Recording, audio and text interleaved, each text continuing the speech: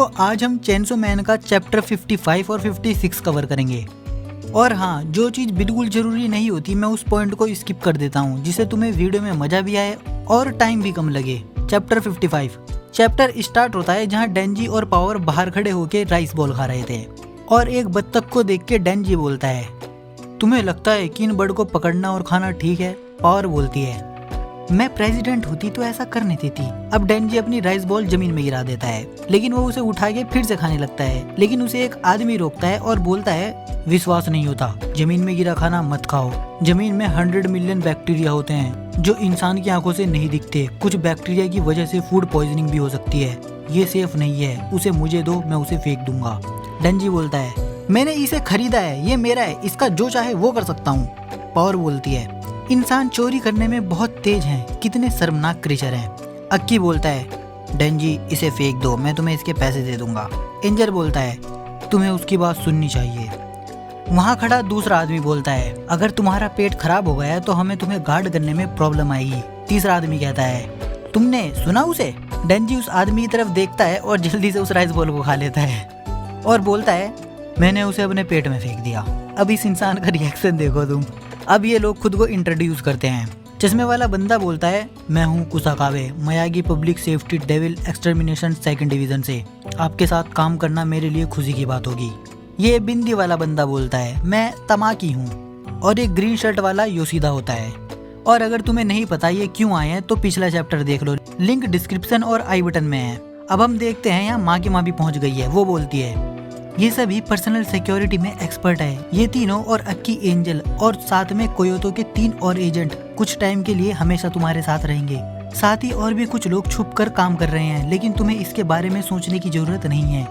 कुसाकाबे बोलता है, mister Subaru जो कोयोतो से आए हैं वो उनमें से एक है जिनकी ट्रेडिंग मयागी डिवीजन 2nd में हुई थी। वो बहुत ज्यादा बिजी रहते हैं, तो ये बहुत बड़ी बात है कि वो बॉडीगार्ड बनने के लिए टाइम निकाल रहे हैं। अब कुसाकाबे डेंजी से बोलता है, आज से मैं तुम्हारे और तुम्हारे दोस्त के लिए पेट्रोलिंग रूट चूज करूंगा, समझ गए? लेकिन अपना डेंजी तो जमाई लेते हुए पता नहीं क्या बोलता है। कुसाकाबे बोलता है, मुझे यस सर में आंसर करो, फिर से ट्राई करो। डेंजी बोलता है, फिर से? कुसाकाबे बोलता है, मैं तुमसे बड़ा हूँ, तुम मुझे प्रिसाइसली और लाउडली आंसर दोगे। अब सीन कट होता है और हम 3 लोगों को देखते हैं, जिसमें एक लड़की होती है। वो बोलती है, तुम्हें पता है क्या उस बच्चे चेनसो डेविल को लेके इतना हंगामा क्यों हो रहा है, लेकिन उसका फेस किसी ने नहीं देखा। मैं सोच रही हूँ क्या हम इस बच्चे को घर में ही बंद नहीं कर सकते? और ये लड़का भी इससे एग्री करता है। ये लड़का पूछता है, सुबारू हमें बताओगे ऐसा क्यों है? असल में ये लोग बोल रहे हैं कि डेंजी को इतनी टाइट सिक्योरिटी क्यों दी जा रही है, और यहाँ पर हमें ये भी पता लगता है कि ये लोग सुबारू के साथ है। सुबारू बोलता है, क्योंकि डेविल की नाक इंसानों से बहुत तेज होती है, तो उसे किसी भी डेविल कॉन्टेक्ट वाले इंसान से छुपाना मुश्किल होगा। सुबारू बोलता है, all right, smoking break over, अब टोक्यो की तरफ चलो। अब सीन कट होता है और ये कार में जा रहे होते हैं। सुबारू बोलता है, कुरोज, टेंडो, तुम दोनों तो माँ की माँ से पहले मिले हो ना, वो कैसी है? इसमें लड़की का नाम टेंडो और लड़के का नाम कुरोज है। और अब हमें ये दोनों ही थोड़ा सीरियस दिखते हैं। टेंडो बोलती है, सुबारू मैं तुम्हें इसके बारे में कुछ बताना चाहती हूँ। सुबारू बोलता है, फिर किस बात का इंतजार है? लेकिन तभी हम देखते हैं इनकी कार के आगे स्पाइक ट्रैप पड़ा है। इनकी गाड़ी उस पर चढ़ जाती है और एक पेड़ में जाके लगती है। कुरोज बोलता है, इडियट, तुमने गाड़ी कैसे क्रैश कर दी? तभी कुछ लोग गाड़ी का शीशा तोड़ते हैं और इन तीनों को गोली मार देते हैं। और ये तीनों और कोई नहीं बल्कि वो तीनों भाई थे जिनके बारे में हमें चैप्टर 53 में पता लगा था। उनमें से एक भाई कार के अंदर देख के बोलता है, डैम, ये लड़की कितनी खूबसूरत थी, हमने इसे मार दिया। दूसरा भाई बोलता है, ये मेरे टाइप की नहीं थी। अब ये लोग तीनों की बॉडी लेके पॉलिथीन में पैक कर देते हैं। एक भाई बोलता है, एल्डो, ये पहली बार है जब तुमने किसी को मारा है, तुम्हें कैसा फील हुआ? इनके छोटे भाई का नाम एल्डो है। वो बोलता है, ये तो केक के पीस को काटने जैसा है। ये बोल के वो उल्टी करने लगता है। वो अब की बार तीसरे भाई से पूछता है, जिसका नाम जॉय है।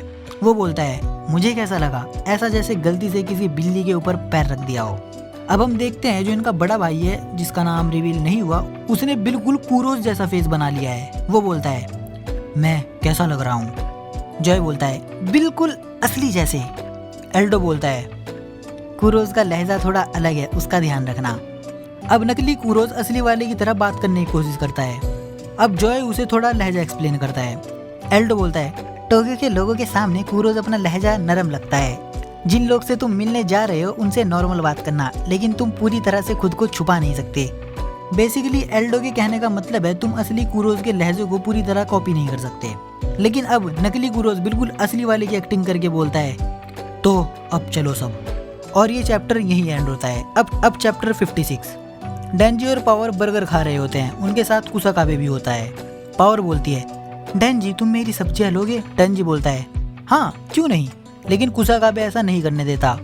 वो पावर के आगे अपना हाथ रखकर बोलता है, एक हेल्दी बॉडी और माइंड के लिए अच्छी डाइट बहुत जरूरी है। तामाकी बोलता है, अपने वेजिटेबल खाओ। पावर बोलती है, एक्सक्यूज मी, तुम मुझे ऑर्डर दे रहे हो? तुम मेरे से बेहतर हो क्या? तभी हम देखते हैं कोई बोलता है, अगर मैं चाहूँ तो इस पूरी जगह को खून के समंदर में बदल सकता हूँ। और ये शायद रेस्टोरेंट के ऊपर था। और अब डेंजी पावर थोड़ा मजाक मस्ती करने लगते हैं और तभी एक लड़की इन सबके बीच से निकलती है और पावर अभी भी वेजिटेबल खाने से मना कर रही थी। तभी पावर उठ के बाहर चली जाती है। कुसाकाबे बोलता है, वो भाग गई? डेंजी बोलता है, नहीं वो नहीं गई, वो इंतजार कर रही होगी। तमाकी बोलता है, हमें भी बाहर जाना चाहिए। अब ये सब बाहर चले जाते हैं। अब हमें फिर से वो लड़की दिखाई जाती है जो किसी के साथ बैठी थी। लड़की बोलती है, आज से पहले मैंने हैमबर्गर कभी नहीं खाया। और उसके साइड में एक कील पड़ी थी जिसमें खून लग रहा था। और ये लड़का टॉल का होता है। इसके बारे में हमें चैप्टर 54 में पता लगा था शायद, जो मैंने पिछली वीडियो में कवर करा था। अब जो लड़का इसके साथ था वो लड़का बोलता है, तुमने अभी अपने टारगेट के साथ क्या किया? लड़की बोलती है, मैंने कर्स डेविल का यूज किया। वो कील की तरफ इशारा करके बोलती है, ये किसी को 4 बार चुभाओ तुम उसकी जान ले सकते हो, लेकिन उसके बाद तुम्हें बड़ी कीमत चुकानी पड़ेगी।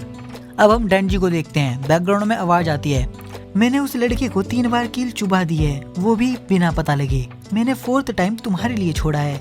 ये तुम्हारा टेस्ट है, अगर तुम इसमें पास हो गए तो मैं तुम्हें उन शैतानों से मिलवाऊंगी जिनसे मैंने कॉन्ट्रैक्ट किया है। ये बोल के वो बर्गर उठाती है, लेकिन वो बर्गर गिर जाता है और ये दोनों शॉक हो जाते हैं। लड़की बोलती है, लगता है मैंने अपनी उंगली की सेंसेशन को खो दिया है। मतलब अब ये किसी चीज को टच करके उसे सेंस नहीं कर सकती। कर्स डेविल ने ये चीज पेमेंट के तौर पे ली है। खैर वो बर्गर खाती है और बोलती है, कम से कम मेरे टेस्ट सेंस तो नहीं गए। अब हम मास्क वाले आदमी को देखते हैं जिसने बहुत सारी आंख पकड़ी थी शायद अपने हाथ में। वो बोलता है, कोबैनी अब तुम बाहर आ सकती हो। कोने से एक लड़की बाहर आती है और बोलती है, इसे हम किस तरह का डेविल रिपोर्ट करें? मास्क वाला आदमी बोलता है, ग्रेप्स, मतलब अंगूर। मास्क वाला आदमी बोलता है, चलो इसे हैंड ओवर करने से पहले एक ब्रेक लेते हैं। लड़की शर्माते हुए बोलती है, हाँ जरूर। अब हम देखते हैं ये दोनों इधर उधर घूम रहे हैं और बातें कर रहे हैं, लेकिन अचानक से लड़की बोलने लगती है, वॉयलेंस, एक वॉयलेंस मॉन्स्टर की तरह तुम बिल्कुल वॉयलेंट नहीं लगती। मास्क वाला आदमी बोलता है, वो मुझे कहते हैं कि मेरे पास अभी भी बहुत सा ह्यूमन ब्रेन बचा है जो बहुत रेयर है। मुझे ये भी याद है मैं कहाँ पढ़ता था, सस्ते खाने के लिए सस्ती जगह और भी बहुत कुछ, लेकिन मुझे ये याद नहीं है कि मैं कैसे मरा। मुझे बस इतना याद है कि मुझे माँ की माँ ने बचाया था। तो यहाँ पर ये क्लियर होता है कि ये पहले इंसान था और ये बोलते हुए इसका ह्यूमन फॉर्म भी हमें थोड़ा थोड़ा दिखता है और यहाँ पर ये भी पता लगता है कि ये इंसान तो नहीं है। और नेक्स्ट पैनल में ये लड़की दिखाई जाती है जिसके पीछे एक लड़का दिख रहा था जो शायद मास्क मैन की ह्यूमन फॉर्म ही है। खैर मास्क मैन बोलता है, पर हाँ मैं वॉयलेंस का फैन नहीं हूँ, मैं प्यार और शांति चाहता हूँ, मुझे पीस ज्यादा पसंद है। तभी बहुत तेजी से गाड़ी आती है और उससे कोई बाहर आता है और ये और कोई नहीं बल्कि नकली कुरोज होता है। और वो कहता है, तुम पब्लिक सेफ्टी डेविल हंटर हो, सुबारू और टेंडो को रास्ते में मार दिया गया है, तुम्हें जल्दी हेडक्वार्टर को बताना होगा। अब ये दोनों इसे देख के कंफ्यूज हो जाते हैं और मास्क मैन बोलता है, तुम हो कौन?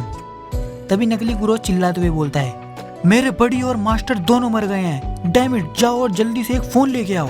ये सुन के मास्क मैन और कोबैनी वहां से भाग जाते हैं। उनके जाने के बाद नकली कुरोज बोलता है, दोनों कितने इडियट हैं, मेरे पे जब तक भरोसा मत करो जब तक मैं पब्लिक सेफ्टी डेविल का बैज न दिखा दूं।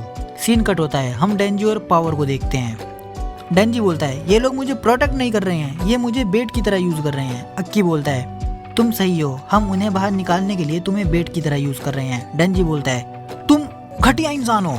पावर अजीब सा मुंह बना के बोलती है, तुम कौन हो? अक्की बोलता है, हमारे जैसे इंसान के कंपेयर में तुम दोनों को मारना बहुत मुश्किल है, मुझे दोष मत दो। ये सब इसलिए हो रहा है ताकि हम जल्दी से जल्दी इनोशिमा जा पाएं।